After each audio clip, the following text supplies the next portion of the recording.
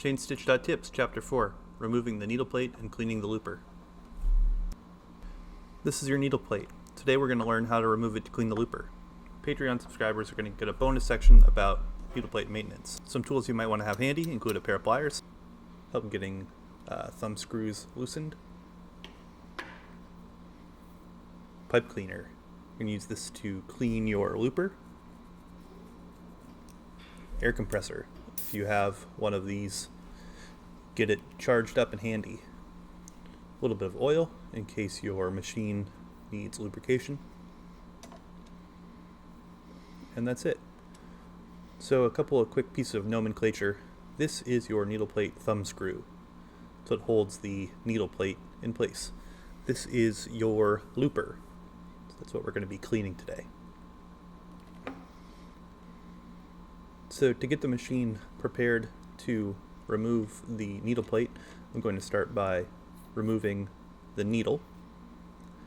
And then I'm going to remove the presser foot. If you need some help on that, you can refer back to one of our earlier videos. Right, now I'm going to flip the machine back on its hinges, and I'm going to loosen the needle plate thumb screw. If yours is on really tight, you might choose to use a pair of pliers. So you can see that by just loosening the thumb screw, I can use it to press up against the needle plate to remove the needle plate that way.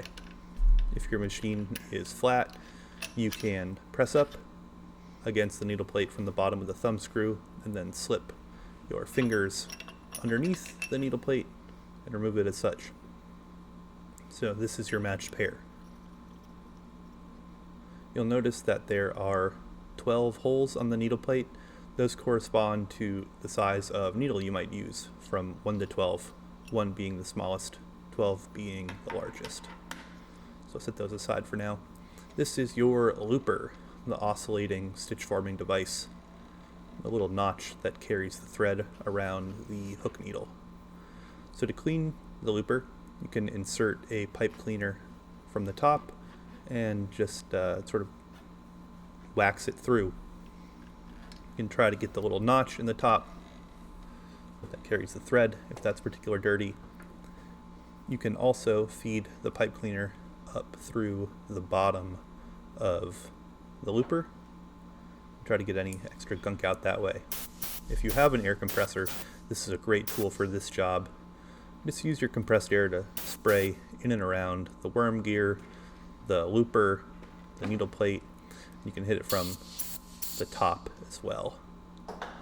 If your machine is particularly dry, you can add a drop of oil to the looper from the top side or the bottom side. And now to reinstall your needle plate, you insert the thumb screw from the bottom side and slip the needle plate back into position. You can see I'm pressing up against the needle plate with that thumb screw, counting to the 6th needle hole, because I'm using a size 6 needle on this project. And then I like to reinstall my foot, get that in place correctly.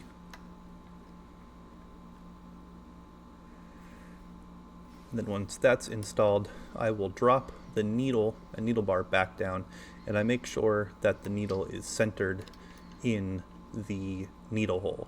So you can see there that I'm pressing up against the bottom to rotate the needle plate so that the needle is perfectly aligned right in the center of the needle plate. And that's it. You've got a clean looper.